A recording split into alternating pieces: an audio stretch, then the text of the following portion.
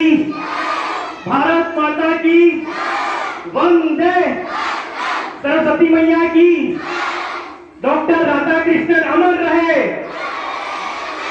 Doctor Sarvepalli Radhakrishnan अमर रहे। गुरु की आराधना में वंदन करता हूं, सबके चरणों की धूलि को चंदन करता हूं। शिक्षक दिवस से बोलने से पहले, शिक्षक दिवस में बोलने से पहले आप सभी का हार्दिक अभिनंदन करता हूं। आप सभी का हार्दिक अभिनंदन करता हूं। सर्वप्रथम आप सभी को शिक्षक दिवस की हार्दिक शुभकामनाएं। मां सरस्वती और डॉक्टर सर्वपल्ली राधाकृष्णन जी के चरणों में वंदन अभिनंदन करते हुए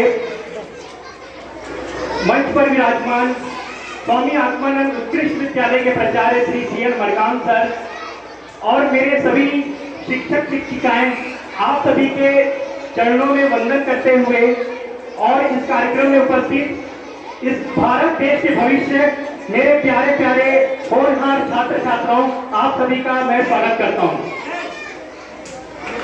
सर्वप्रथम प्रणाम करता हूं महान शिक्षाविद, श्रेष्ठ दार्शनिक डॉक्टर सर्वपल्ली राधाकृष्णन जी को, जो कि हमारे देश के पहले उपराष्ट्रपति और द्वितीय राष्ट्रपति थे, लेकिन वो इससे भी पहले एक शिक्षक थे, बाकी सब बाद में थे। और डॉक्टर सर्वपल्ली राधाकृष्णन जी का मानना था कि किसी भी देश की उन्नति केवल शिक्षित समाज से ही संभव है। इस कार्यक्रम में उपस्थित सभी बच्चों को मैं कहना चाहूंगा कि कार्यक्रम के दौरान शांति बनाए रखें। आप सभी शांति बनाए रखें, आपस में बातचीत मत करें। गुरु का जो महत्व है केवल अभी डॉक्टर सर्वपल्ली राधाकृष्णन जी के जन्म के बाद से ही शुरू हुआ है, ऐसा नहीं है। गुरु का जो महत्व भारतीय संस्कृति में आदिकाल से रहा है। अगर हम रामायण काल की बात करें तो मर्यादा पुरुषोत्तम भगवान श्री रामचंद्र जी भी बाल्य अवस्था में गुरु विश्वामित्र जी के आश्रम में जाकर धनुर्विद्या के साथ साथ शिक्षण ग्रहण किए थे। अगर हम महाभारत काल की बात करें तो भगवान श्री कृष्ण भी संदीपनी आश्रम में जाकर विद्या ग्रहण किए थे। और प्राचीन भारत पूरे विश्व में विद्या का एक अनोखा केंद्र रहा है। हमारा जो प्राचीन भारत है वो पूरे विश्व में विद्या का एक अनोखा केंद्र रहा है। यहाँ नालंदा, तक्षशिला जैसे विश्व के प्राचीनतम व सर्वश्रेष्ठ विद्यालय हमारे देश में उस जमाने में हुआ करते थे, जहाँ पर विश्व के महान विद्वान हेनसान, मेगास्थनीज, पहियान जैसे विद्वान हमारे देश में पढ़ने के लिए आया करते थे। प्राचीन भारत दुनिया में सभी क्षेत्रों में सर्वोत्कर्ष में था।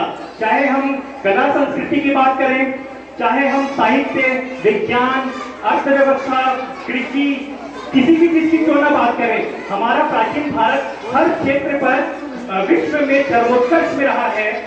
इसीलिए प्राचीन भारत को सोने की चिड़िया और हमारे देश को विश्व गुरु कहा जाता है।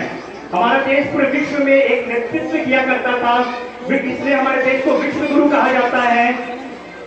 दोस्तों, जिस प्रकार अगर पूरी दुनिया ने हमको युद्ध दिया है, अगर पूरी दुनिया ने हमको युद्ध दिया है, तो हम भारतवासी ने दुनिया को बुद्ध दिया है।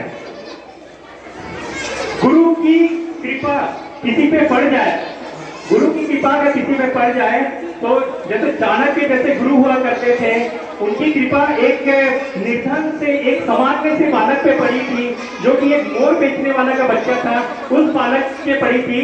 तो चाणक्य ने अपनी गुरु कृपा के माध्यम से उस साधारण से बालक को अखंड भारत का चक्रवर्ती सम्राट बना दिया था, जिसे हम चंद्रगुप्त मौर्य के नाम से जानते हैं।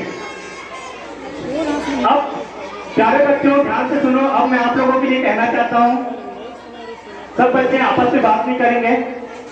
अब मैं हमारे विद्यालय के प्यारे प्यारे होनहार देश के भविष्य छात्र छात्राओं से मैं ये कहना चाहता हूं कि अगर आप लोग को कभी गुरु अगर मार देते हैं या डांट देते हैं या क्रोधित हो जाते हैं, तो इसका मतलब ये नहीं है कि गुरु आप लोग को यूं ही डांट रहे हैं।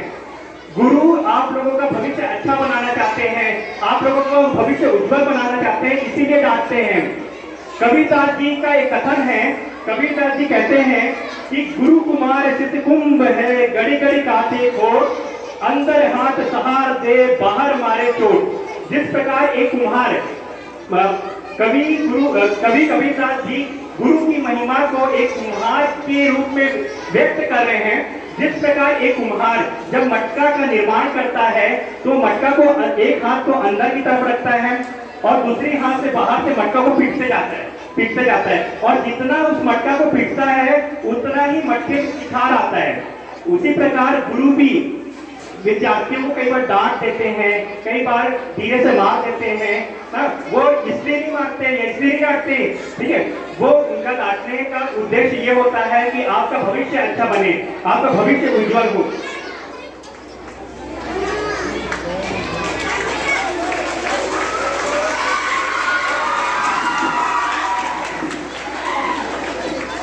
अंत में मैं विद्यार्थियों से मैं यही अपेक्षा रखता हूं कि आप पढ़ लिख कर विद्वान बने, धनवान बने, निष्ठावान बने, कीर्तिमान बने, लेकिन इन सबसे पहले एक अच्छा इंसान बने, एक देश का एक अच्छा नागरिक बने।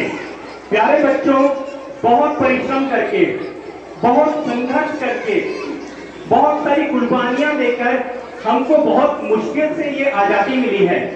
हमारे देश के जो स्वतंत्रता सेनानी हैं, जो हमारे देश के संविधान निर्माता हैं, उनके सपनों का भारत, वो जो संविधान निर्माण कर रहे थे, वो जब भारत को आजादी दिला रहे थे, उस समय वो जिस प्रकार के भारत का सपना देखे थे, उनके सपनों का भारत आपको बनाना है। उनके सपनों का भारत आपको बनाना है, बना के आप इस देश के भविष्य हैं, आप ही इस देश के भाग्य निर्माता हैं। आप लोगों को इस देश को पुनः सोने की चिड़िया और विश्व गुरु का गौरव दिलाना है। इन्हीं मंगल कामना के साथ अंतिम दो पंक्ति कहते हुए मैं अपनी वाणी को विराम दूंगा कि शिक्षक के चरणों में सर झुकाते रहिए, शिक्षक के चरणों में सर झुकाते रहिए, ज्ञान के सागर में गोते लगाते रहिए, हासिल करें ऐसी शिक्षा जिससे जीवन बने, हासिल करें ऐसे शिक्षा जिससे जीवन बने, खिलते हुए फूलों की तरह मुस्कुराते रहें, खिलते हुए फूलों की तरह मुस्कुराते रहें। जय हिंद, जय भारत, और मैं तो गर्व से कहूंगा वंदे मातरम। धन्यवाद।